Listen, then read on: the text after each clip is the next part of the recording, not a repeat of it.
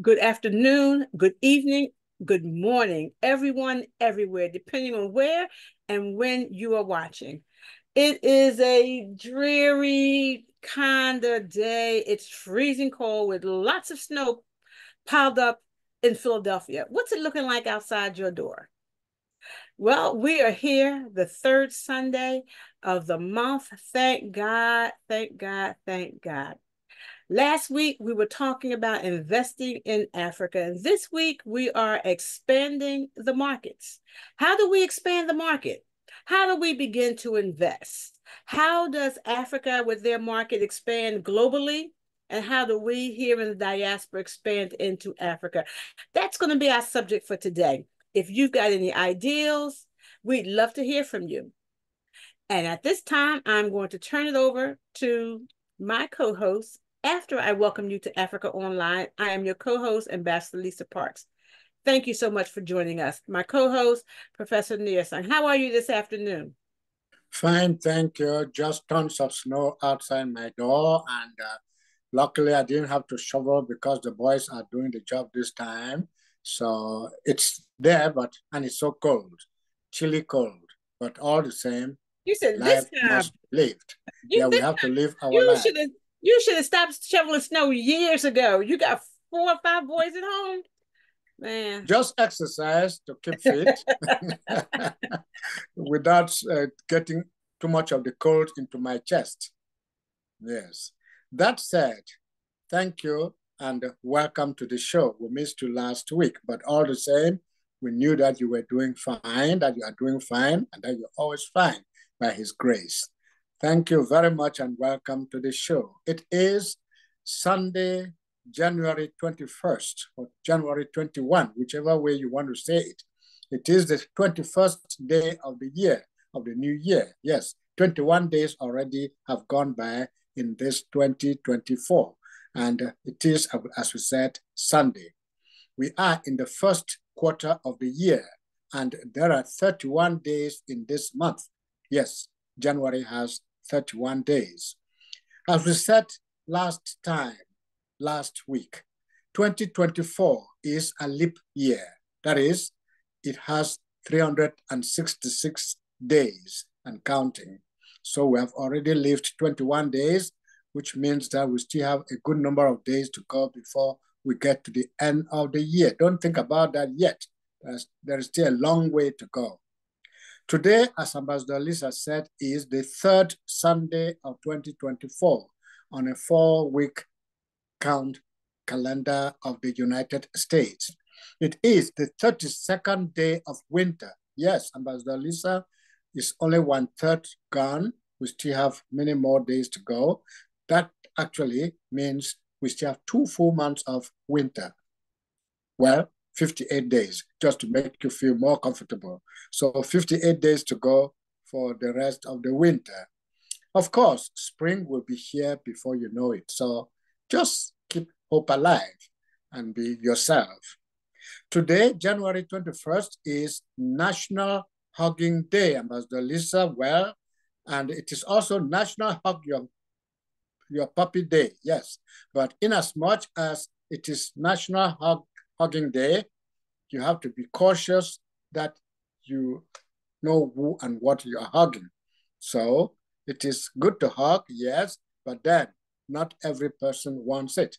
And since COVID-19, hugging has become almost anathema. Whatever it is, we have to just live our lives.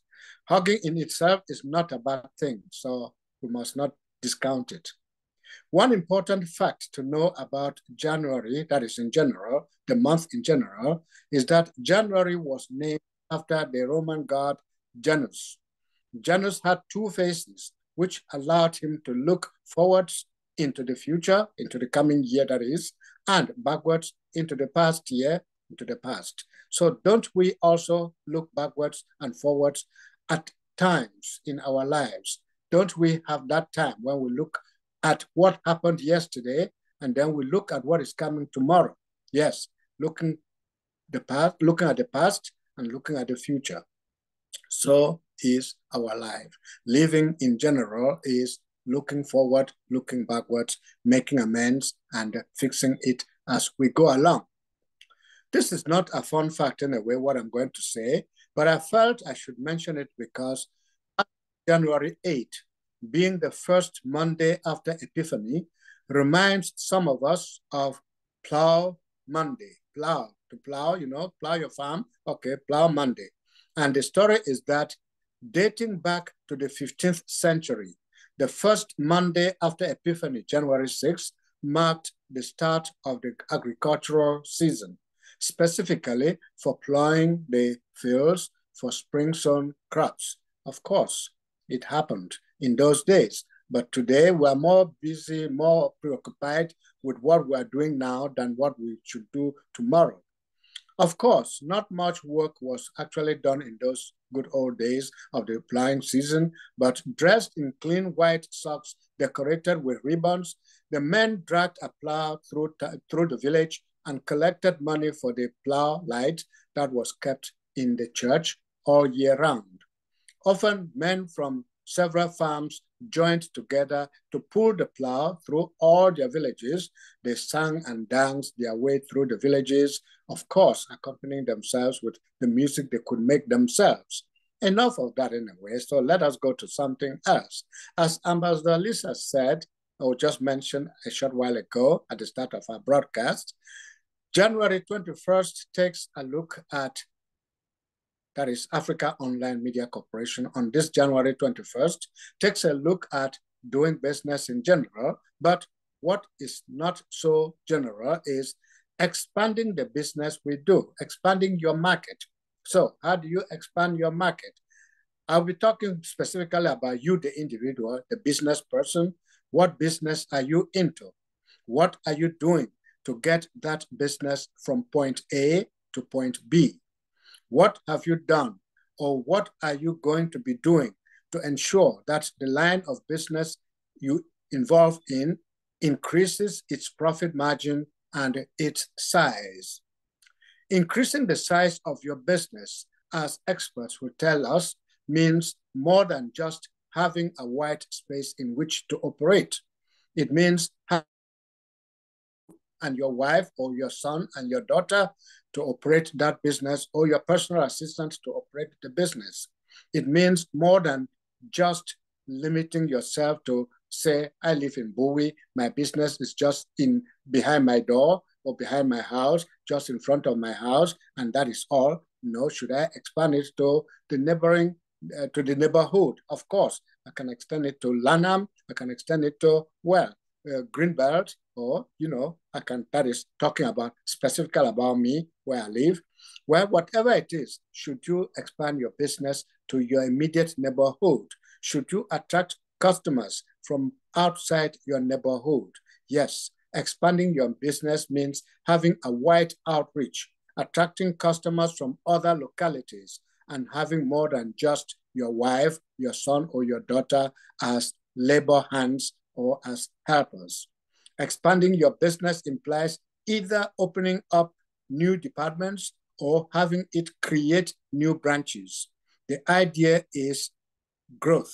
Yes, it means having a growth strategy that aims to make a product or service available in new markets when existing ones get saturated. I read from LinkedIn, well, something I don't go to, but I went to this time, the other day, and it says, quote, there are only 3 ways to increase your business, to expand your business. Get more customers, increase your average transaction size, and increase the frequency of purchase. Well, expanding your business, therefore, boils down to thinking growth and operating with a growth mindset. It means exploring new avenues, diversifying your product line, and attracting new customers. It means incentivizing your customers by having seasonal buy one, get one free side for all, or offering free desserts or free drinks if you're operating a business like a restaurant, and of course, having special packaging like special decorations or seasonal things that attract people. Of course, convinced that new doors will open for you in that business line in which you are involved. If you listen to this program anyway, we are attracting you and encouraging you on the African continent to not just limit your business to that immediate neighborhood of yours. Think broadly. Think of extending it to the division, to the administrative unit, to the province. Why not to the state? Yes, don't just limit your business to where you live or where your house is. Yes, with that said, I believe our honorable chairperson is not going to be speaking, but she's going to welcome us to the program. So Ambassador, not Ambassador, but the CEO of AfricaOnline Media Corporation, Her Royal Highness, if I should say that, Reverend Dr. Pam Fumanon, is coming in now to welcome us all to this program. Over to you. Thank you so much, Ania Song. Yes, I had to come in briefly, and I'll be muted, even though I have a lot to say about this subject, but I'll be back on the program. On behalf of AfricaOnline Media Corporation, I want to especially appreciate you, Nia Song, for your faithfulness. My beautiful sister, Ambassador Lisa, I love your hat. At first, I thought it was your afro, but it looks beautiful. We missed you last Sunday. You are not allowed to take any more Sundays this year. This is 2024. You know, you are quite gone. I'm still on the road. Last Sunday, Ambassador Lisa, I did show my face, and you were not here. So I promise, you know, once I have some time, I'll be able to show my face, but I'm still on travels. I want to welcome Honorable Francis Opaitete, an astute businessman from Ghana, and also our administrator of Africa's Marketplace. I want to welcome Mr. John Caragwe from the Netherlands, who also has a lot to say about this program and this topic, expanding your markets. I think his company is called Invest in Africa. Honorable Francis Tete's company is called Holistic Migration, but this young man does a lot of stuff. And our sister Debbie, I don't know if you're still in Liberia, but we've missed you. Welcome back to the program. So, and I want to welcome our viewers around the globe and those that are gonna, this show is being recorded. I wasn't able to stream live, but we'll upload it on Facebook and YouTube. So, Nia Song, since Mr. Opaitete is zooming from Ghana, I think we should give him the mic first, and then we'll go to Mr. Karagwe and then Debbie. But I'm gonna hand back over to you, anchors. Over to you, Ambassador Lisa. I'll be muted, and then I'll unmute when I'm coming back.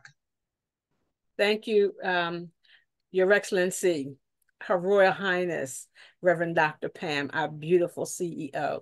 And for those of you who have never seen her, you will be, I'm telling you, tune in every Sunday because you don't know when she's going to be surprising you and popping in.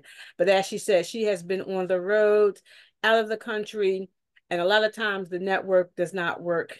And the network is very unstable.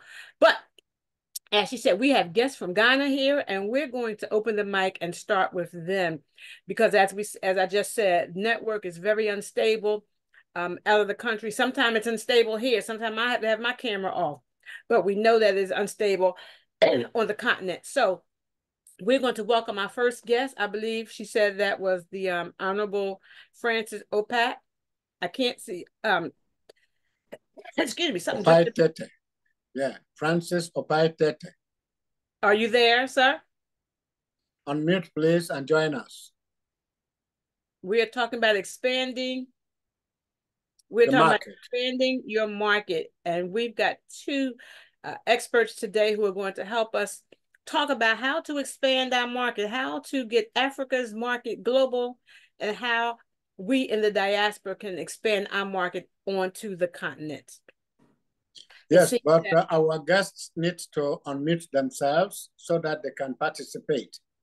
Yes, forgive me if I butcher your name, but is John there? I'm not sure where John is calling in from, but if he's there, would you please unmute, introduce yourself? Yes, John has unmuted, so you can now go ahead, tell us where you are, and then go ahead. Yes, John is here. Thank you very much. It's a big honor. Only that I've been told about this meeting 10 minutes ago, but always rising to the occasion.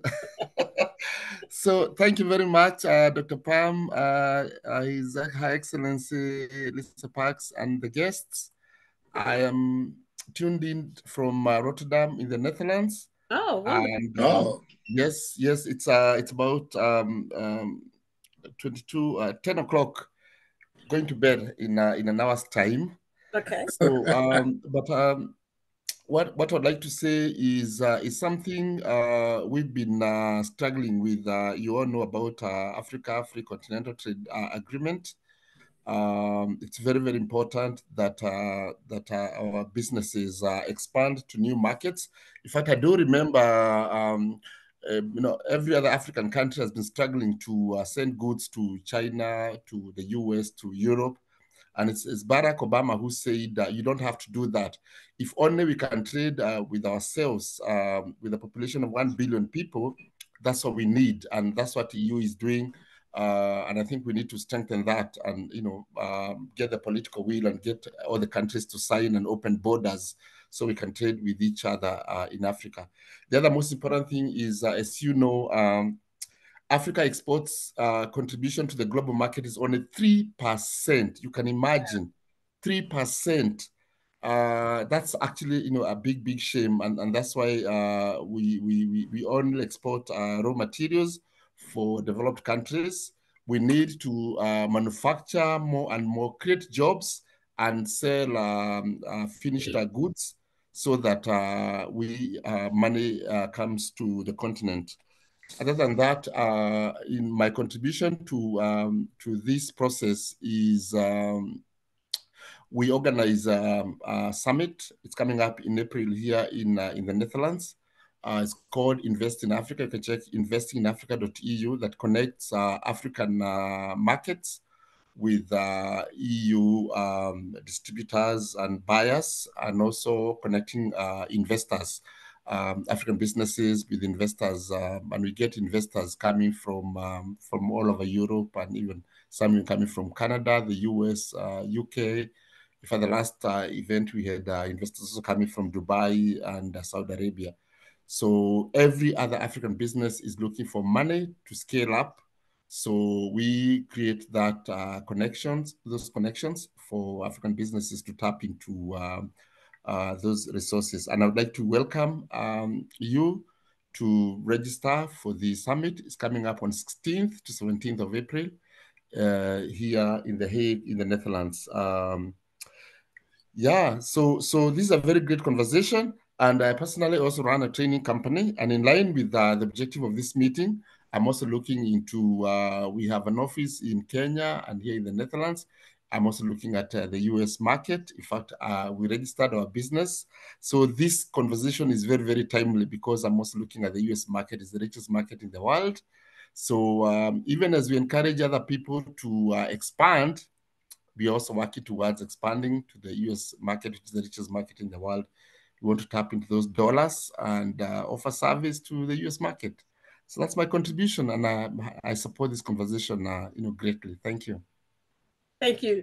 John, if I can ask, where are you from in Africa, and where specifically are you trying? I know I heard you say you had an office in Kenya, but where specifically are you trying to expand your market in Africa? I originally I come from Kenya, but I live here in the Netherlands. Okay. So I have over 25 years experience in business, training, business events. So when I moved here to the Netherlands 8 years ago, I was, because of experience, I was able to replicate my business very, very easily and set up here to very successful events, investment, facilitation business. And now, like I said, we are looking into expanding to the US market. To be honest, I attended a conference in September, invited by a lady called Joyce Halliday. She organized investment conference in New York. I attended the conference and I was awed. It was my first experience to go to New York. And I said, I'm coming to this market. And I immediately started researching, and I've already registered my business in New York and in California. So just waiting for the processes to move in, you know, and I'm already doing research. I can see the opportunity for training. So that's where we are. But I can tell you, we need to do a lot more to open up markets for African producers. But the best part is we need to process our goods so that we sell finished goods as opposed to selling raw materials. Because if you look at, for example, Kenya is a big producer of coffee and tea.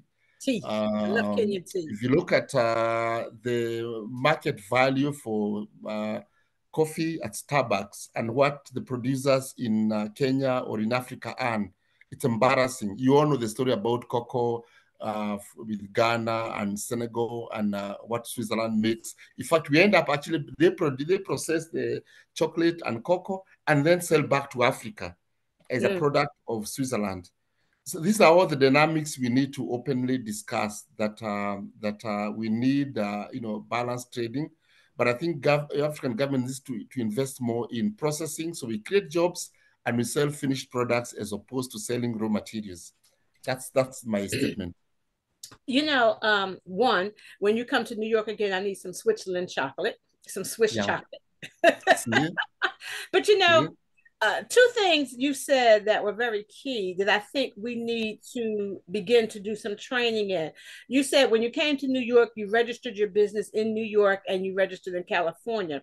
And I think that that's a step that maybe we are missing, the Africans to the global market and we in the diaspora to the African market. How do we do that? We need someone to come in and begin to teach and train us in those basic steps.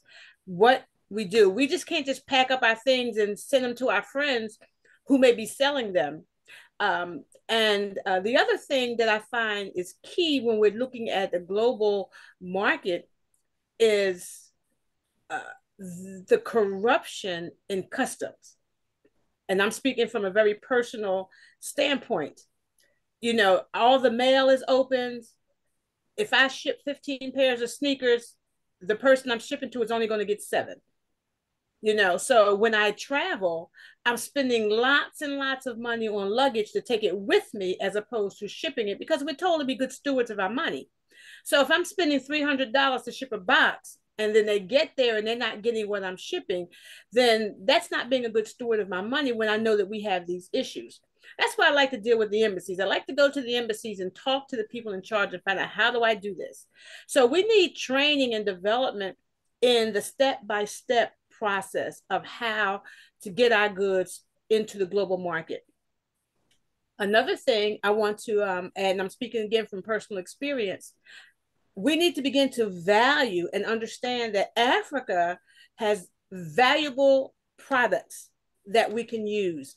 And we don't need to continue to think that what China has is better. Because I was in Africa, I was in Nairobi, and I wanted to buy some garments for my friends to bring back home. And they were taking me to stores and everything was being made in China. I kept saying, I can't take that home. I am in Africa. I did not come to Africa to buy things made in China. To one shop, they took me back behind where the women were sewing. And the women in Africa were making finished products and they were sewing labels in that said made in China. And I'm not understanding this. You know, so you're telling me that you don't value things that are made in Africa. We need to have them from China. Is China there making things and putting tags in it that says made in US? So we need to value the things that are coming out of our home country. We need to value what is coming out of Africa and know that our African brothers and sisters are striving to do what is right and to do what is good. But they should not have to falsify their work by saying it came from China to think that it is of value. Nia-san. Yes,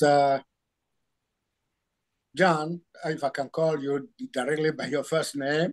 Yes, sir. What did it take for you to move from Kenya to the Netherlands, to set up in the Netherlands, and to be able to come to register your business in the United States of America? What would you tell your fellow brother in, say, Cameroon, Senegal, or I don't know which other African country? Actually, and all this information is online, and our people don't spend time to research. If you have an established business, you can actually apply to register that business in China, in the US, although sometimes depends on whether your country has some protocol with the US. But actually, for business people, that would be the easiest way to expand your business. For example, I was able to expand my business from Kenya to the Netherlands, and now I'm expanding my business from the Netherlands to the United States market as a foreign entity. And that was almost seamless. There are lots of agencies that actually help someone register business online based in the US. Every other state has those agencies that assist foreign entities to register the businesses in the US market. You can operate outside the US, but you can also apply now to operate within the US soil. And there are lots of hundreds of startups, for example, Silicon Valley startups based in Africa, but they've registered in the US to be able to tap into investments. But people don't know that they are actually African or Chinese or Japanese or whatever. So that's an opportunity that African markets need to tap into. The next very, very important thing, and I've been a very, very big advocate of business, is because lots of Africans in diaspora who can actually be the ideal ambassadors of African business, very few want to venture into business. And I think I tell you that's where the opportunity is. We need to import our own goods. Everybody, I would be the best person to talk about Africa. I would be the best person to talk about Kenya, because there are lots of nuances, a lot of ignorance about Africa. But we are the ones who can confidently talk about our continent, about the opportunities, about the markets. Because when I meet people here in the Netherlands, out of 8 people, out of 10 people that I meet, I asked 8 people, have you been to Africa? They say no. The best place they've gone to probably is South Africa, Cape Town. You know, and I've been to Cape Town, and my perception of Cape Town was this is not Africa. Anyway, that's a story for another day. But they don't know about Africa. So we are the best ambassadors to promote our continent, talk about the opportunities which are there, and so on and so forth. That's my so I use that opportunity to promote Africa by creating space for African businesses to come here and talk about their services, talk about the products they have, link them to markets, and lots of them have closed deals, big deals to be able to export their goods to the European market, and now we are moving to the US market. Yeah, you made allusion to the African Free Trade Area. How helpful is it to the African business person now that it's been functioning? Is it 3 years, 4 years? I don't remember exactly. The African Free Trade Area. I think it is working, but way back, I think about 10 years ago, I was doing some business. Kenya connects to about 7 countries by road, to Tanzania, Uganda, Rwanda, Burundi, Congo, South Sudan, Ethiopia. So Kenya is a very big entry point for the region, for the South African region. And you can go on to export to Malawi, Zambia, Mozambique from Kenya. One thing I learned about 10 years ago, and I keep telling lots of young people and lots of business people, they're complaining about the bad economy in their country. I tell them, cross the border. We had a delegation from CEOs of Zimbabwe who came here to the Netherlands for a trade mission. And I told them, cross the border. Stop complaining that the economy is being mismanaged by the government. Stop complaining. Cross the border. Take your goods to the neighboring country. You come home back with the dollars and expand your business. Cross the border. Kenya literally and Uganda literally fed South Sudan. All you needed is just take food, maize, potatoes, and whatever, and you come back home with the money. Cross the border. So I'm basically promoting Africa Continental Trade Agreement. Cross the border, that's where the business is. When the economy is shrinking in your country, cross the border, that's where the markets are. And you can team up with other companies if you don't have enough stocks to cross the border. That's my message. And that's what China is doing. I find Chinese goods are all over here, Europe. Chinese goods are in the US market. Everywhere. Across the border. That's where the money is. So, okay. Wait, I'm sorry, Reverend Pam, go ahead.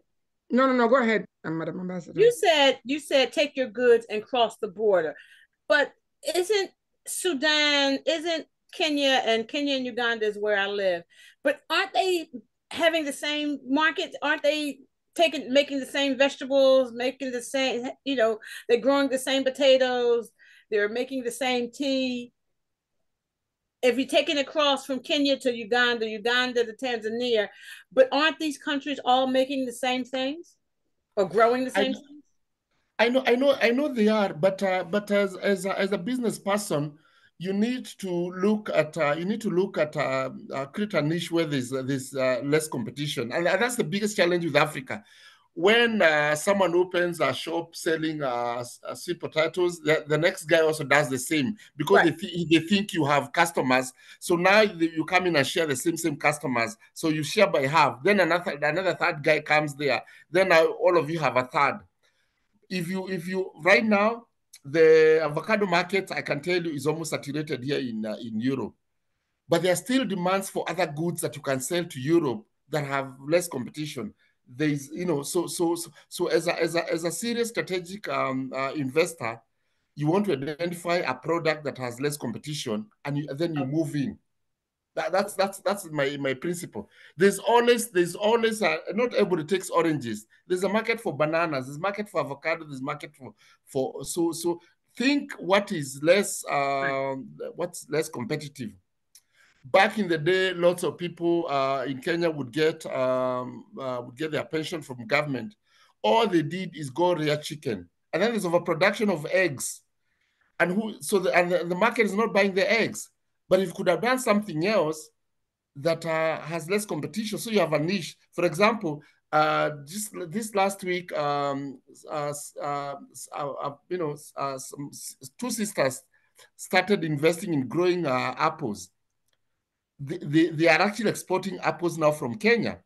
For the longest time, Kenya has been buying apples from South Africa, but now they are actually exporting apples because they saw a niche that nobody else had. I think this is what we need to do. I'm sorry, you said Kenya's been getting apples from South Africa. Now somebody in Kenya is growing apples and they're exporting the apples out of Kenya. So the Kenyans are not buying the apples from people in Kenya. They're buying apples from somewhere. What they are doing, they are doing large scale, and then they started selling seedlings. They've invested heavily in selling seedlings to other farmers. Okay. So now they have a market in Kenya, and they even have a market for export. So very soon, Kenya is going to be listed as an exporter of apples. Okay. Not everybody needs to grow coffee. Not everybody needs to grow tea. Nobody needs to grow cocoa. You can diversify, and I believe you can diversify. And this is the problem that our governments don't tell our farmers. They tell them, oh, this region must grow sugarcane, but you can decide to grow something else because the market is huge. Okay. Even for the local market. Reverend Pam? Yes, I think we'll let John rest while we call on other participants who are on the screen. Yeah, I see. Yeah, so Ambassador Lisa, you want to go ahead and I was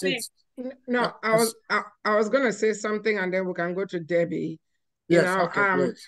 Yeah, a couple of things. Brother John, thank you for sharing. I know I just notified you about this. Honorable Francis is in a noisy area. He can't talk, but he's listening. One of the things I want to say, first of all, congratulations on expanding your markets from Kenya to the Netherlands and now to the US. One thing I want to say, and this is not a criticism, is that, I don't know when you did the US, but I know we've known each other. I mean, we've communicated for at least a year. We have a sister organization called Africa's Marketplace and another one called Africa's Brain Bank, which, the things that the Brain Bank is not able to do because it's a nonprofit, the Marketplace does.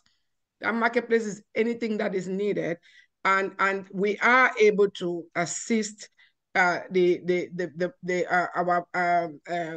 brothers and sisters outside the U.S. to do business in the U.S. and our brothers and sisters in the U.S. expand to Africa. We are able to do that. Honorable Francis is the administrator of our marketplace. Again, information is very important because if you already know, like there are companies that do that, but they will charge you an arm and a leg, especially than what we would charge you as a company owned by African descendants. So as we try to expand our markets, let's support each other. This AfricaOnline platform promotes everything Black or African descent, everything. Because if we don't promote each other, nobody will promote us. Just yesterday, I was on a show, Investing in Ghana, where Honorable Francis was the moderator. Just from that show, talking about investment opportunities in Ghana, especially Ada, where I am the development queen, the state of Ada. I already got some heavyweights contacting me about that. But that's because they gave us the platform. Just like we are giving you a platform here to talk about your company, your projects, and people, it's just I couldn't stream live right away, but it will be uploaded on Facebook and YouTube, and people will be able to reach you. I want to say, let's support each other. If we know that one of us is providing a service, let's use that service rather than going to a stranger to use that service. Ambassador Lisa talked about those women making stuff and putting a stamp made in China.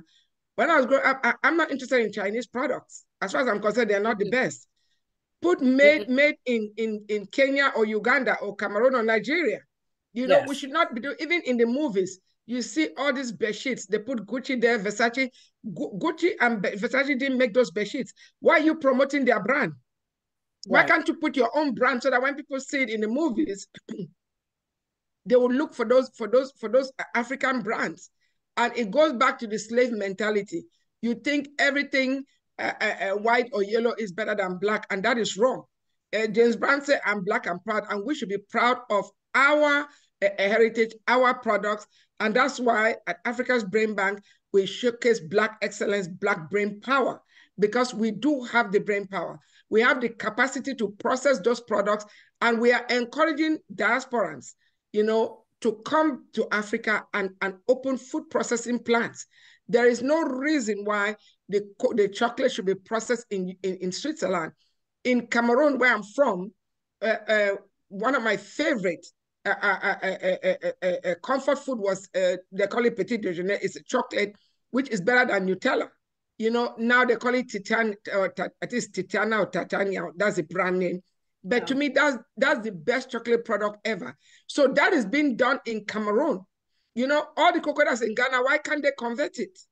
We do have Africans that have gone abroad and they have this knowledge to process those products. Why can't we do it? Why can't we do it on the continent? There are companies that will fund those stuff. You don't need to wait for the government. But John, I want to challenge you, because what you are doing, you need to collaborate with us to do that, because once we collaborate, we are going to be able to go far than working in silos. We need to promote each other. Right now, there are a major development opportunities in Ghana. In Ada in particular, we are trying to convert a lagoon into a modern day beach, build a coastline there. We need a food processing plant and food preservation there to create jobs, create a middle class. These farmers are producing. And I thank Francis, because he was the one who mentioned to me, look, agriculture, we don't need to do agriculture in phase one because the farmers are already producing. And I know that because I participated in the National Farmers Day on December the 1st, which is always the first Friday of every year. In Ada, and we saw and were impressed by what the farmers are doing, including handicapped farmers. But then their produce are being wasted. Why should they labor so much only to bring out this major harvest and then lose 30 or 40% of it to waste. Tomatoes getting rotten, mangoes falling off, they cannot preserve it. It can be converted to mango juice, mango chips, other mango products that, like I keep mentioning, the Indians, they do a lot with mangoes. Why can't we do that? Why can't we preserve the tomatoes? Or even plant the type of tomatoes that can be converted to tomato paste. Watermelon is such a product there. How are they preserving it? How many people are making watermelon juice? So this information is important, but we need to support each other.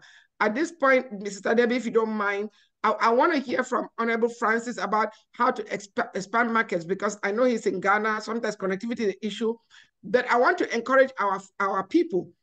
We have the internet. Most of them have access to it. Use it to promote your products. Use it to expand your markets. If you have a product or a service and nobody knows about it, you don't have a product or a service, or what we call in business offering. People need to know that you have these offerings so that they can support you. So let's hear from Honorable Francis. If you can kindly unmute yourself. We're talking about how to expand our markets. Reverend, thank you. Okay. Royal Ness. I have problem with my microphone, so I'll still believe that you carry on. I'm enjoying the conversation. Thank you. All right, thank you so much. So we can go to Debbie. Dr. Crossley, you're welcome. Debbie, kindly unmute yourself. I don't know if you're still in Liberia or you're back. Hello, my dear brothers and sisters, Dr. Pam and Uncle Asong. Greetings, Happy New Year to you all. Happy New Year and good to see you. Thank you. I'm no longer in Liberia. I left about 2 months ago. Between listening to what our brother John just said, I got stuck between Togo and Benin, but I ended up in Ghana. I just came back to Ghana and Kenya. I came back 2 days ago. And I got stuck in Togo because I traveled from Accra there on my way to Benin. And this issue of having international boundaries between us, I don't know what we can do to eliminate that, because that's one of the reasons I got stuck on the border. And when I finally got through and I came back, I was so frustrated during my last stay in Accra because I bought some plantain on my way back from Aflao, which is the border of Togo and Ghana. And I came back with it the following morning. Green plantains, there were 3 bunches. By the following morning, they all turned yellow. And I'm trying to think of what to do, how to process it. What can I do? And I talked to my friend's neighbor and trying to find out what I can do. And this is for you, Brother John, because I still do not know what to do living in the continent and out of the continent. How do we process things like this? You know you like this, you know people like it, you know it can be done, and you have it, you bring it home and you're stuck with it. You don't know where to go. And I was told, oh, go to the Makolo market. Maybe you'll find somebody there who can give you an idea of how to process your plantain so you can carry it with you when you're ready to leave. And I'm trying to talk to the women at the Makolo market in Accra. They're all laughing at me because I know I'm from Cameroon and we don't have such a thing, but I thought they were honest. I didn't know they were making fun of me, and I literally took it for granted. So the mentality that I learned from being in all those areas for the past 2 months is, I am an African woman. I am in Africa, and I'm trying to make something out of a situation which I found myself in. But it's like I'm a stranger in my own body, in my own continent, with my own people. So even living that from there, going back to Kenya, I had a similar situation. I lived in Kenya for 7 years, but for the past 3 weeks when I was there, I was looking for they call it mahindi choma, roasted maize, which is all over the continent of Africa. Any time of the year, you can find it on the roads and whatever. And the maize that I got this time, they were about 1.5 feet long, which is never the case. And it had no taste. So I was wondering, talking to everybody, what has happened? This is not the maize that used to be sold here. They said, oh, even go for the matoke. Matoke is bananas and plantain, the same thing I experienced in Ghana and Togo. And I went for it. It was not the same. No flavor, nothing. Like the mangoes in Ghana. They told me everything now has fertilizer. So, Brother John, you being in The Hague and from your experience living in Ghana, The Hague, trying to expand into the US, what can you do to help people who have all these plantations all over, regardless of what they're growing, pineapples, bananas, mangoes, or tomatoes, as Ambassador mentioned earlier?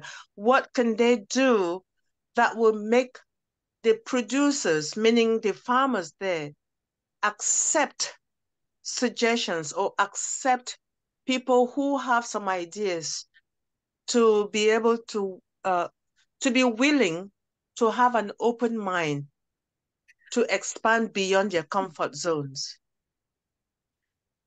Thank you, Debbie. I believe your question is directed at John, but as Reverend Pam said, the connectivity on the continent is not as stable.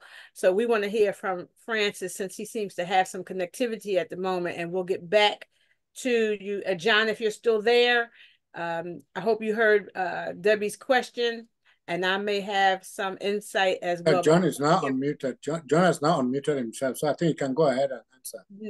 No, he was unmuted to respond. Yeah. It's very, very unfortunate, the experience you have shared, as a business person. But what I would say, for example, the Netherlands is the second largest importer of fresh food products. The US is the first. The Netherlands is number 2. So what the Netherlands does is import flowers. They arrive here, for example, from Kenya or from South Africa at 6 in the morning, and 9 o'clock, those flowers are in Italy and France. The same with avocados. They import large scale and export to Hungary, to Germany, and to all these European countries. 26 EU members mainly buy from the Netherlands, as if it was a product of the Netherlands. Yet not a single avocado tree grows here in the Netherlands. Now, what I would like to say to you is the farmers need to come together. And this is also one of the challenges with African producers. We don't work together. They need to come together. I have been given a number of orders to produce, to supply fruits to those to Dutch buyers. But when you go to the farmers in Kenya, for example, they promise you they'll sell to you. But on the day you go and buy, they say, oh, I got broke. I need to pay school fees, so I sold to the local market. They don't see the bigger picture, unfortunately. So there's a need to educate our farmers that there's a huge market. And the realization actually came in during COVID, that Africa was actually feeds Europe. And I even saw, I was in California this December, I saw some products from Africa and from Mexico, and so on and so forth. So what you need to do is farmers need to come together to be able to supply quantity and quality, because there are certain standards that they require. And the markets are huge, trust me, the markets are huge. And those who know, there are people who entered this market many years ago, they're making a fortune, In addition to that, we as much as we're also looking at our own markets, the markets here are huge for virtually everything. And I think people need to come, the government needs to educate farmers, empower them, identify markets for them, take them through the process of packaging, ensuring quality and quantity, And that's all it takes. And I connect. I also do trade missions here and bring our farmers from Malawi, from Zimbabwe, from Kenya, from Ghana. But then they're given orders, they never follow through. They never follow through. Unfortunately, this is the truth. They never follow through to deliver qualities and quantities that are expected of the markets here. But there's a huge opportunity here because everybody must eat. But it's possible. Trust me, it's possible. We need to just get structured mechanism to open our markets for our producers. Thank you. Yeah, let me say something. I may be seen as criticizing, but I think government has to be blamed. Governments in different African countries have to be blamed. They are not encouraging the farmers to do the right thing at the right time. That's my little. Okay, I don't agree with that. But before we go to Francis, the government has a role, but our people need to take responsibility and they need to be accountable. What John is saying, these farmers were giving orders and they took the orders and they never fulfilled it. You cannot blame the government for that. If you are taking orders, like even the other farmer that accepted the order and then turned around and sold to the local market because he needed to pay school fees, that's not being irresponsible. The government did not ask them to do that. The government has their own role, but I'm going to challenge John. John, let's do a Zoom. I am going to work with you, have our team work with you, with the farmers in Ghana, in Ada, and we would supply those fruits that you need, those produce that you need, so that, because you need to have a company that, has a global presence and understand customer service, because customer service is a challenge. You cannot accept an order and not fulfill it. You cannot. Amazon is very successful because they put customer first. It's a customer-centric company. They are customer drivers. So you know that if you deal with the marketplace, whatever you order, you're going to get. So we're going to talk about that. I would love for us, me, you, my Honorable Francis, who's our Africa Marketplace Administrator, need to talk about that because that's something that the marketplace can help you with. But we want to hear from, one more quick thing for Sister Debbie, and you can answer this question after Francis. What was the purpose of buying those plantains from Togo to take to Accra, and how come you didn't convert it to plantain chips? So you can answer that later. Yes. Let's hear from Francis. Yeah, that was a very unfortunate experience. Please, can you hear me? Yes. Yes. Okay. So that was very unfortunate experience. Plantain, just like tomato, is a perishable product.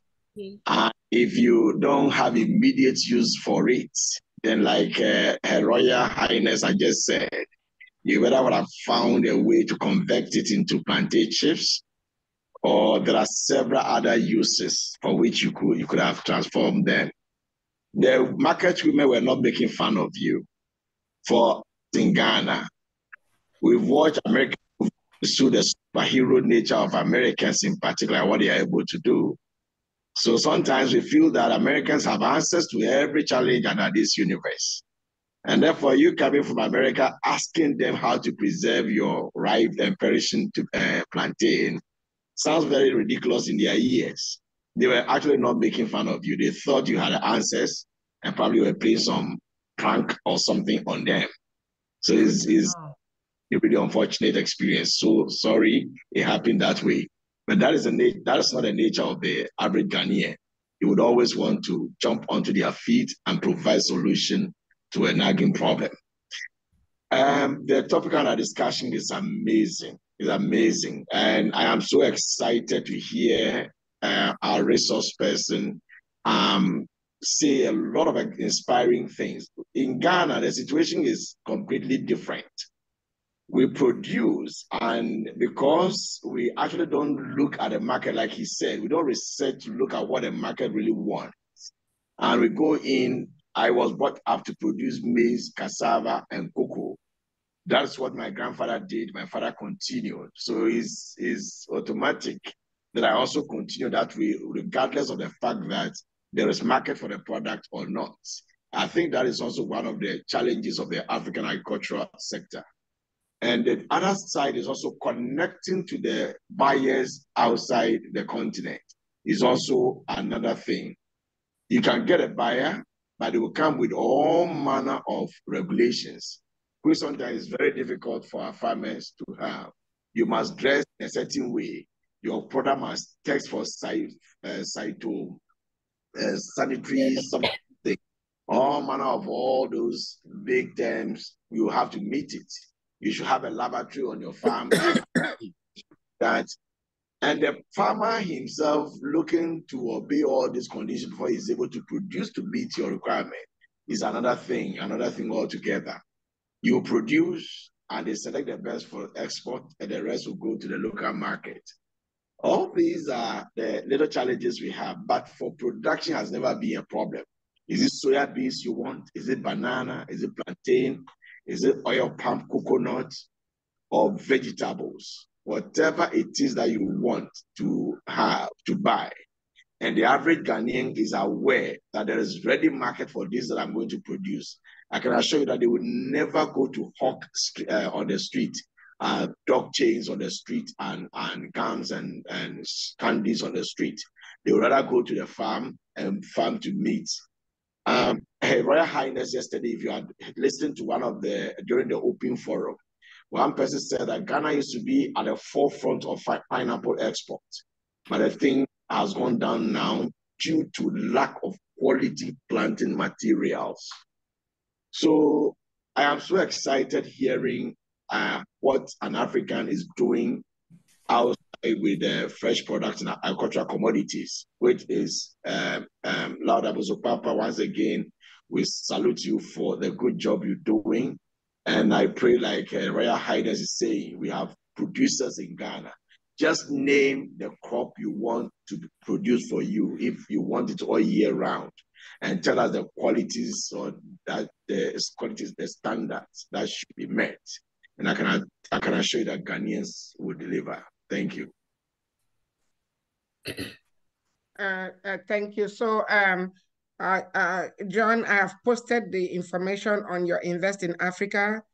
Again, I'll give your information to Francis. We'll schedule a meeting. We'll schedule a meeting so that we can narrow in on this specific produce that you've had challenges with, and I'll tell you that problem will be solved. That's the power of collaboration. Africa's marketplace can handle that, not just with Ghana, with Nigeria, with Sierra Leone, with Cameroon, with several countries. So that way you're dealing with a company that is registered in the US and also on the continent. So I think we need to hear from Dr. Crossley. Hi there. I was sipping on my smoothie. I was at my fitness center, which is a private fitness center, private membership. So, and then I'm sitting here listening, and I just want to be clear with exporting. That's what I hear you saying. You want to export or you want to trade? Both. Okay, so wouldn't we look at the demand? Are you done with your question? Yeah, you have to have demand and supply. That's one of the basic economic laws, demand and supply. Okay. If there's a demand there, then the supply should meet. If there's no demand, there's nothing to supply. Right. So based on the availability of the supply, what is the demand in a specified market? Because I know we can't start out too big, because we have to start out where we can. So have a test market.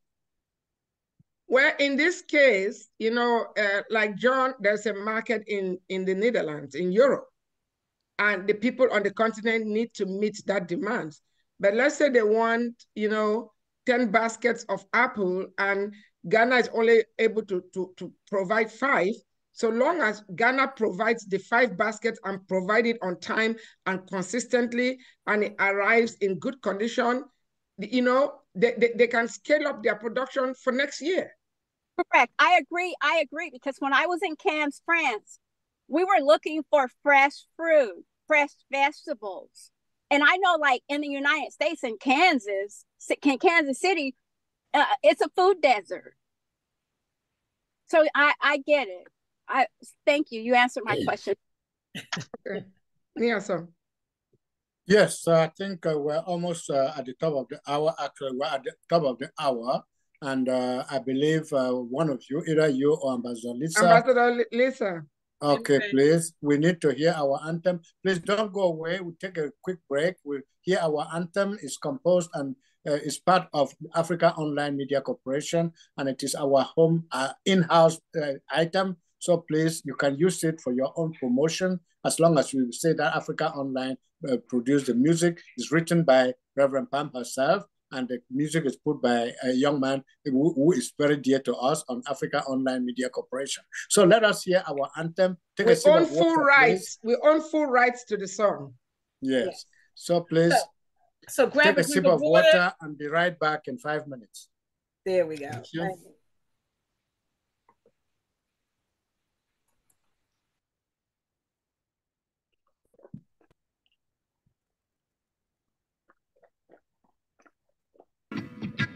Oh, Africa. Oh, no. Africans, Africans for Africa. Africans, Africans for Africa. Africans, Africans for Africa. Africans, Africans for Africa. Africans, Africans for Africa. Africans, Africans for Africa. Africans have many bright ideas. If only you let us share. If you really want to know my history, please come, sit down, listen to my story. God gave us a wisdom. He guides our footsteps, makes us shine and transform. Hey, as one people, with so many cultures, yet indeed we are one. Stand up, Africans, let's save Africa. Let us all unite behind Africa Online Media Corporation. Stand up, Africans, let's save Africa. It's time to come together, promote awareness, progress, and solution. Hey, Africans, Africans for Africa. Africans, Africans for Africa. Africans, Africans for Africa. All Africans can rally for a common cause, to believe without judgment in what our brother does, to identify and resolve our challenges, to allow each other's ideas without regard to standards. As one people with so many cultures, yes indeed we are one. Stand up, Africans, for Africa. Let us solve all the problems plaguing our continent. Stand up, Africans, let's save Africa. Let us empower Africans in and out of Africa. Stand up, Africans, for Africa. Africa Online Media Corporation, that's a good way to start. Stand up, Africans, let's save Africa. They have all the resources we need to benefit our society. Oh.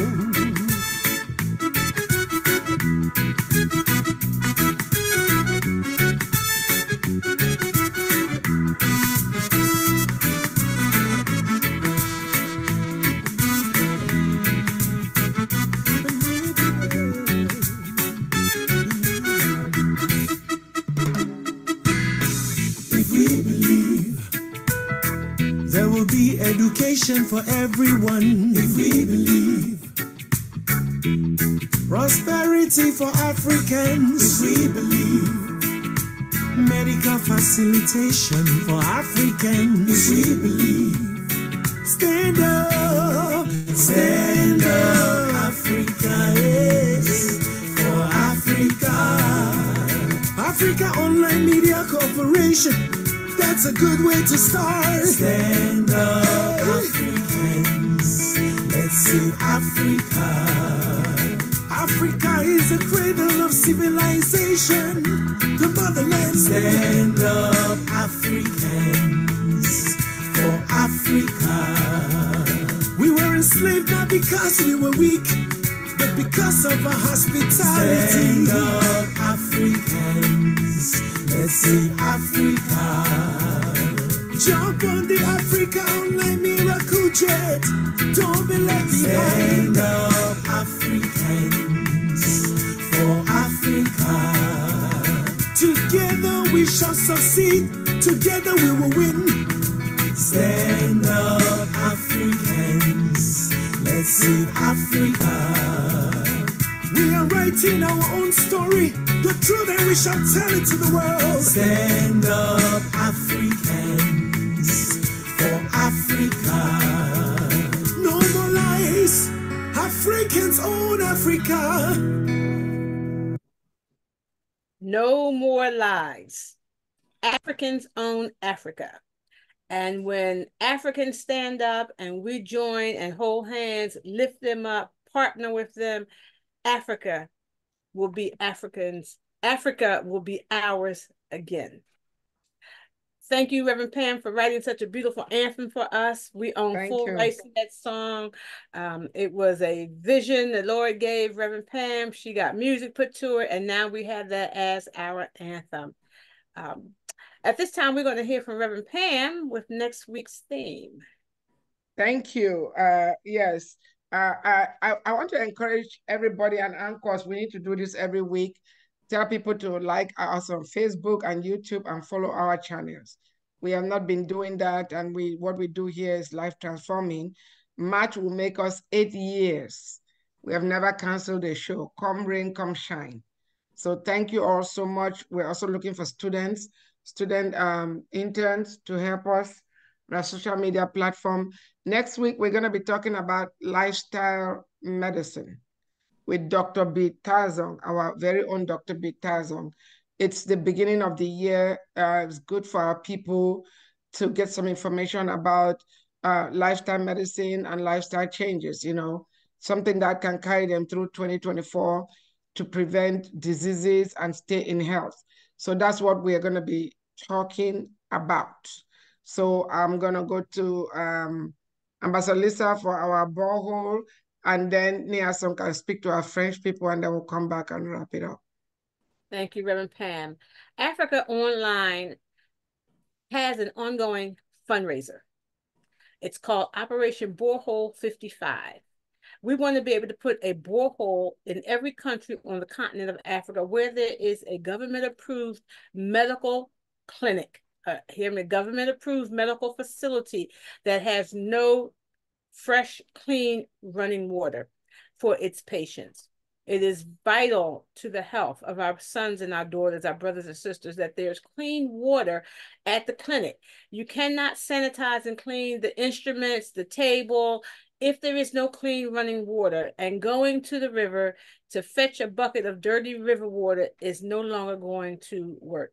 So we need your help to help us put boreholes in the continent or in the countries of Africa. Our first borehole is up and it is running. It is in the country of Sierra Leone.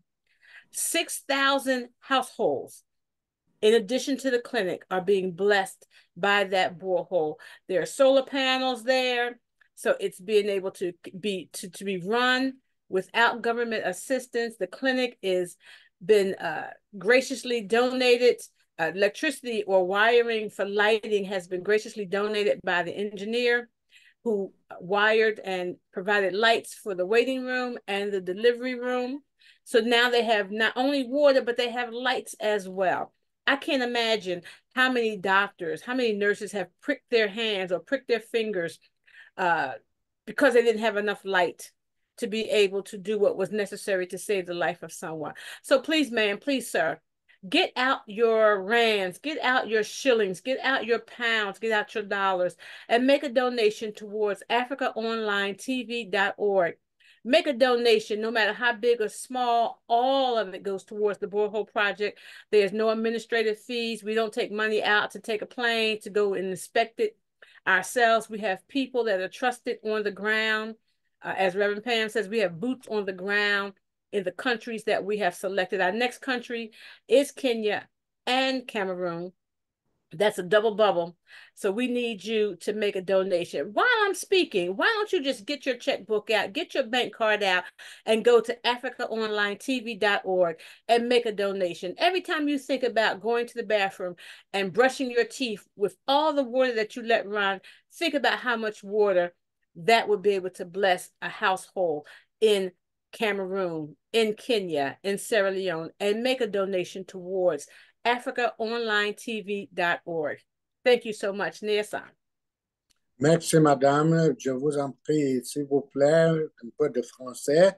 Il y a une réalisation d'Africa Online Media Corporation qu'on a commencé depuis 2 ans, 3 ans déjà, 2019. Donc, ça fait déjà longtemps.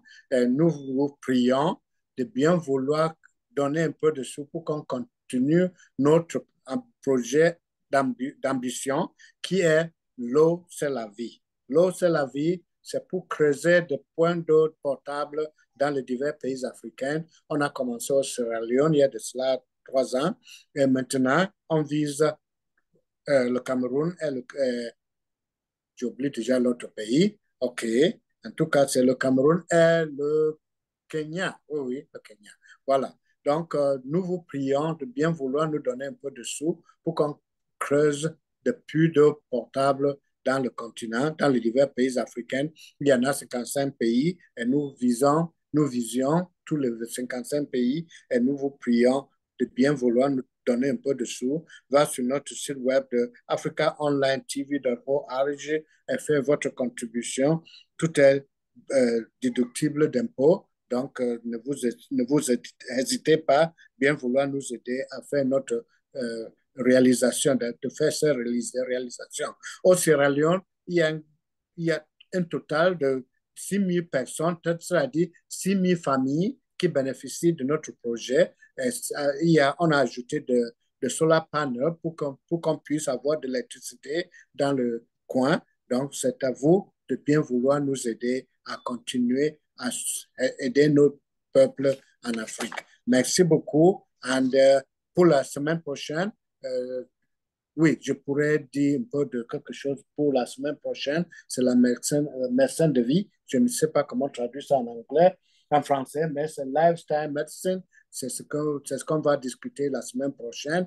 C'est le dernier dimanche du mois de janvier. Chaque dernier dimanche, on discute quelque chose qui a à faire avec la santé. Je vous remercie, Madame Ko encore. Over to you. Thank you, Nia-san. So Reverend Pam asked a question before we went on our break at the top of the hour. I'm sorry, Sister Debbie asked a question. Well, they both asked a question about how to preserve the food stuff. And it was a perishable food item. So my question to both of them, even though Debbie asked John the question, I just want to ask, for those of you who are on the continent, are there air fryers there? And as I was thinking about it, I started contacting my daughters over there in Uganda and Kenya, asking, are there air fryers? Because we know that air fryers have the ability to dehydrate. So I was thinking, like someone said, why did she not make chips out of the plantain? I was thinking if she had an air fryer, she could have dehydrated them and made chips. Now I know that the electricity is very unstable, so I'm not sure how many people have refrigerators or freezers. So I'm thinking even if you sliced it up and put them in freezer bags and froze them, that would be a way of keeping them. Of course, that is starting on a very small scale. I'm not sure what you were trying to do, Debbie, with the plantain, but we're talking about expanding our business. So if we're expanding on small scales and we're talking to people who are small, micro businesses, that would be a way of being able to preserve and expand our market by freezing. Can I say something, Ambassador? I want to just correct what you said. I asked Debbie a question before the break. I was like, I was just trying to find out why she was buying plantains from Togo to take to Ghana, because there is plantains in Ghana. Okay. And before she answers that, you ask about air fryers. There are not many people in America that have air fryers to begin with. So, in America? Oh, yes, okay. yes, not many people. When I came across air fryer, I bought so many of them and gave them to so many people, and they had not heard about it. Now it's a bit cheaper, but air fryer is not in every home in America, and I doubt. But there are ways to dehydrate plantains either above the fireplace. And after David speaks, when Niasan comes from, they eat a lot of plantains. I am sure Niasan will have something to say about that. Okay. So, okay. Yeah, I just wanted to correct that. I didn't ask her a question, so let's hear from her. I didn't know, because I'm on my third air fryer. I've had one since the beginning of time, I think, since they came out. So I'm assuming everybody had air fryer, because I'm terrified of grease. So that was the best thing that could have happened for me. Oh, yes. Debbie? Yes, my dear sisters, Honorable, I thank you both very much. Air fryers were not in my radar at the time. And the reason I got a lot of it is because I could not go for a day without eating plantains, ripe or unripe, fried, boiled. Anyway, I just love it. But I did not know the other part of it. And where I was living, we didn't have access to air fryers. That wasn't there. And I do have a friend who had one, but there was no electricity, so we could not do that. So anyway, I'll have to take it back. It's something I could have done otherwise. I was just being too gluttonous, thinking about the future and trying to figure out, oh yeah, this is this, I can have it. This is, so I was just too excited. I didn't have to get so much, but I was not thinking about the climate. That's what happens when you're in an area like that. So let me ask you a question, Sister Debbie. Yeah, yes. Ghana is very hot. I mean, I still haven't, my complexion has not returned. The sunburn I got from Ghana, I'm still not back to my complexion. But Ambassador Lisa talked about air fryer, but in Africa, they fry plantain chips with oil and a pot in the fireplace, and they also roast plantains. So there was no way to fry the plantains on the fireplace. No, because I didn't have any oil. By the time I discovered this, I didn't have any oil, and I was in a location where we could not readily have access to firewood, and I'm looking at the budget and all of that. So there was a lot of things moving parts to your situation, right? But anyway, I learned from my experience, and it's not going to happen again. But I have a quick question for Brother John. In terms of expanding your business in the US, you have it registered in New York and California. Are you considering Chicago by any chance? If not, can you please add Chicago to your list? That's a good request. And before you answer, I'm currently in Chicago. I've been in Chicago for 2 weeks. But you didn't even reach out to me. I know I just came back 2 days ago. I didn't know you live in Chicago, but the weather outside is beautiful, white, covered in white, but I ain't going outside. That's why I am sick, because I am sick because I left from the heat to the cold. So I haven't been able to go out at night. I'm hacking, but anyway, home is home. I'm in Chicago, sis. You know how to reach me. Actually, thank you very much for that question. Actually, my first love was New York. When I went to New York in September, to be honest, I was mesmerized in terms of human achievement. I was taking pictures with all those skyscrapers that I felt were gonna fall on me. Anyway, but I went to last December. I was in LA, and I got old again. Especially the best part was the weather was like the African weather, and I said this is going to be my base. If Chicago is warm, I'm going to be home tomorrow. But because you know, I'm in Europe right now. We've been having snow in the last week, and coming from Africa, it's not the best experience. So anyway, let's continue the conversation outside this opportunity. But the good thing is, once you're registered in the US, you can run your business in many states as long as you have one focal point where you pay your taxes and all that. But let me also say something very, very critical to wrap up. I have had lots of opportunities for our producers, but they never rise to the occasion, and it's very, very disappointing. Like I mentioned, not necessarily for delivering, you know, the orders that they've been given, but also even in terms of investing. There's a lot of money here in Europe, and I know the same also even in the US market. And some investors are not even looking for 10%. They're looking for, even if their money grows by even 2 or 3%. But the problem with our people, unfortunately, is they're never investor ready. Even getting someone to prepare a business plan and pay someone, a consultant, $200 or $400 is a problem. But they want the money like tomorrow, but they don't want to put it on paper. Mm. So that unfortunately is a challenge I've encountered for the last 2 years. I know who has the money, I know who needs the money, but you connect them, but the guy doesn't rise to the occasion. When I went to New York, I met some investors and I arranged some meetings for our people, a real estate company in Kenya, to do a presentation on their project, and they couldn't get the numbers right. And the guy just walked away. And I can count many of those experiences. Someone needs to invest in preparing and training our people to be investor ready, to be ready for these resources, for these opportunities. I don't know who will do that, but I think there's a big gap why we cannot expand to new markets. Either we fear or we are not ready, and that's a big challenge. That's my last okay, message. let me say something. I need to weigh in on this because this touch a nerve with me. This is the thing. Don't let anybody waste your time. That is one of the things I decided recently not to do. Our people, this consumer mentality, entitlement mentality, give me, needs to stop. If they cannot pay your facilitation fee, don't help them because you are not helping them.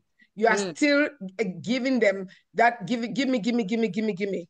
Anybody who wants to make money, it costs money to make money. Let them look for the money and pay your fees. And that's the thing. It's like you're charging somebody 10% on an acquisition, and instead of them focusing on the 90% they're going to get, they're focusing on the 10% they're going to give you.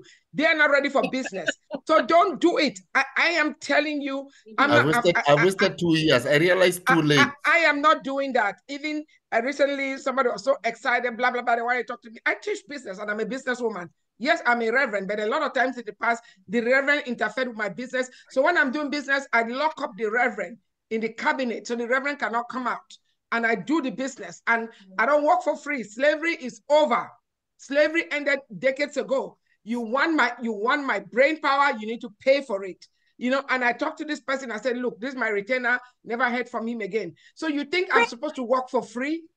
I mean, if I'm volunteering, yes, that's for free. I'm a full-time volunteer at the Brain Bank, full-time volunteer at AfricaOnline. But if you want my brain power and my business acumen, you gotta pay for it because I'm a knowledge worker. So, Brother John, don't do it. If they don't pay you, do not connect them. It's not gonna happen. It's not gonna happen. Gotta tell our people, gotta empower people. Well, thank you, Brother John. Don't go away yet. You will not go away without giving us your last word on this program. Sister Deborah, good to know that you're back in the United States, but all what you needed to know, well, it couldn't be done because you were on the road. In my village, when I was growing up, my mother could dry plantains over the fireplace to save it for the rainy season. So when there was no way to cook it because it will get bad if you don't cook it, she dried it, she split it into two and put it in the banda, as we call it. You know banda, what I'm talking about. And the plantains were dried. And when we want to eat them, we either roast them or boil them again, and then we eat. But we know that plantains can be made into very different ways. But then, now that you're back in Chicago, buy your bunch of plantains, come home, and learn how to do it. the way that you can pound it. That is pound it into powder and prepare it as fufu. Yeah, you can do that. When I was growing, I was not done, but now it is done. All the same, but I have to take a round of the table because I realized. Wait. You said you can take. Okay, go ahead. You can take the plantain and pound it into powder? That is, yes. You dry it. Oh, you dry it. Okay, I'm then thinking you grind it or pound it into a paste. Well, not into powder, and then you can cook it as fufu.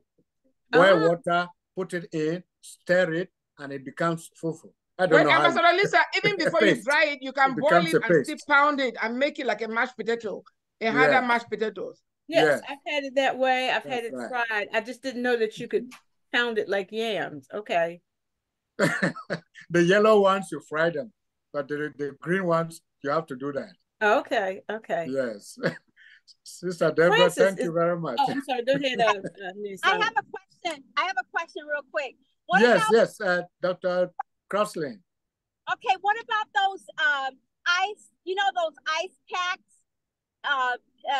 Could she freeze it with those ice packs to keep it cold? For how long? That's the question. You cannot keep it for so long. It goes for a number of days, and then, of course, it goes back.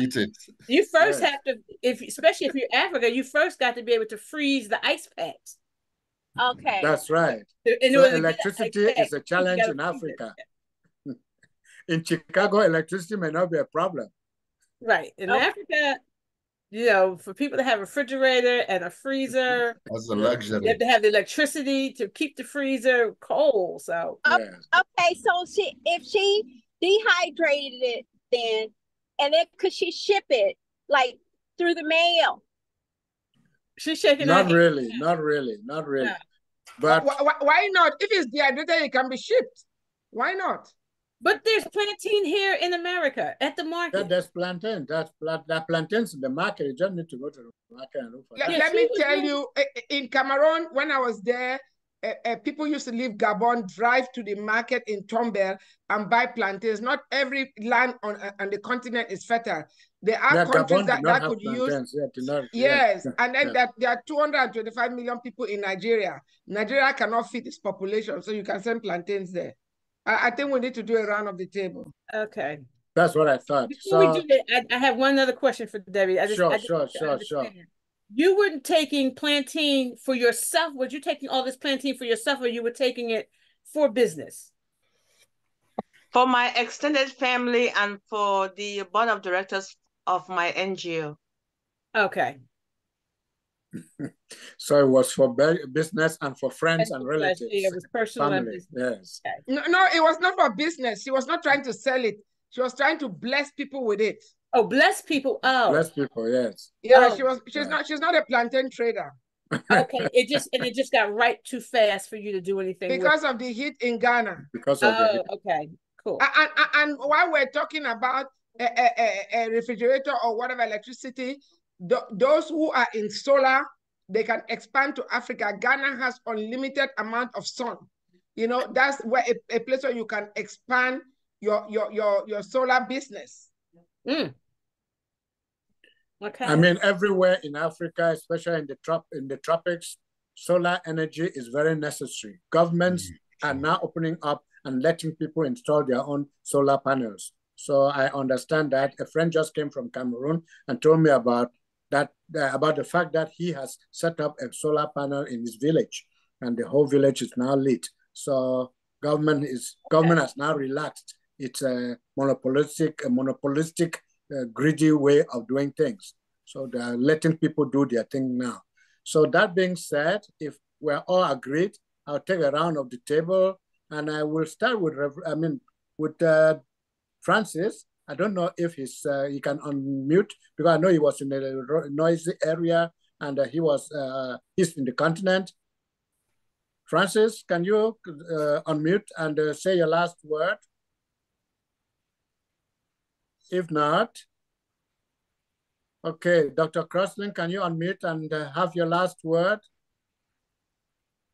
Yes, sir. Thank you so much for this lively conversation. Wow. I think this is the best one so far we've had. Thank you very much. You need to come to Bowie so that I can show you more plantains. Okay, thank you. Okay. That being said, from near to far, Chicago, Debbie McCormick. Please, my sister, your last word. Thank you very much, Uncle. I'm sorry I've missed you for the last couple of weeks. I'm back now, and this was an awesome topic. I appreciate it. I look forward to seeing everyone next Sunday. Come live more often. Thank you. Okay, thank you. Brother John, it's been a pleasure. You're from Kenya, but you're in the Netherlands. You've been to the United States. You know the world. So please, your last word on expanding your market or your business. What I would like to say is that there's a huge opportunity for our producers. And in the near future, time allowing, I would like you to invite, there's a consultant who guides African producers on how to enter European market mainly. I would like to invite one of these fine days to do a presentation. And you can invite as many producers from Africa. They will learn step by step on how to enter the market. It's doable. There are lots of people making top dollars, top euros by selling to Europe. You just need to know what are the requirements, quality, quantities, packaging, and in business. Let's plan that internally. I can talk to her tomorrow. And when you have time, she'll take the producer step by step, and there's a huge opportunity. That's my contribution to this event. And thank you very much for inviting me. And while thanking you for being with us, get all that information to Reverend Pam. She is very good at keeping information. I'm not very good, even though I was a journalist. Ambassador Lisa, your last word. Bueno, Safiwe, praise the Lord. Thank you so much, John, and everyone who was here to contribute to this conversation. We're talking about expanding our markets into Africa. And my last word on the subject is knowledge is power. As John said, he learned some things on the internet. The internet is there for our benefit. Use it wisely. Don't be foolish. Find out what you need to expand your business, and let's be branching out into the continent and helping our brothers and sisters begin to be global in their markets as well. Thank you so much. Her Royal Highness, Honorable Reverend Dr. Pam, your last word. Yes, it's been a pleasure. You know, I'm so glad Brother John was here. We've reconnected. We are not just talking about expanding markets to Africa, but expanding markets globally. And we are going to do a sequel. We're going to do an update to this show. And yes, Brother John, the group I just created, put that lady's information there. The marketplace will partner with her, and we will bring her on. And the farmers, we do have, I mean, in touch with some of them that participated at the National Farmers Day in Ghana. Honorable Francis is a dynamic young man. He lives in Accra. He's a master's degree holder, and his background is agriculture. So we have the right people. The king, Nene Lomo IV, is a mechanical engineer, an MBA holder, an architect, and a farmer. You know, so we're talking about bringing the right stakeholders on board, and whatever we start with Ada, whatever we are doing there, we are gonna replicate it throughout the country of Ghana and throughout Africa. It's not gonna stay there. So let's make this thing work. And everybody, but we're not doing it for free. We are not, you know, and we will not work for free. I just want to thank our listeners again. And let's try to get some student interns. The information we share here is very valuable. You know, we need them being promoted on social media and to reach more people. But I just share this with your, when I upload it, I'm going to upload it right away on YouTube. We need you to share the link so other people can watch it. Honorable Francis, are you able to unmute and speak? Maybe he stepped away. All right, Nielsen, over to you. Don't forget, I need some chocolate from Switzerland when you come this direction again. No, you need chocolate from Africa. There are some small scale productions in Africa. Let's put a demand on this local farmers and the local people to process the chocolate in Africa. So you need chocolate from Africa. I need chocolate. Washington is mambo. Mambo. Mambo, exactly. Mambo, it tastes good. Somebody gave me that the other day. My cousin gave it to me. I think it's made in Cameroon, right? Yeah, yes. Mambo is made in Cameroon. Okay. Ambassador Lisa, a Swiss chocolate has nothing over Mambo. Okay. By the way, Mambo is not sponsoring this show. Right. But I'm a dark chocolate lover. I just want to put that out there. I'm a dark chocolate lover. Yes. Okay. That being said, Debbie, please, since you're in Chicago now, make sure you get in contact with Reverend Pam before she leaves there. And you discuss more on how to treat your plantains next time when you are at the border between Ghana and Togo. Thank you very much, everyone. Thank you for coming. See you next week. And please join us next week. Let us talk about staying healthy, being healthy, and keeping fit throughout 2024. Thank you very much. And bye for now. Thank you. Bye. Bye-bye. Have a great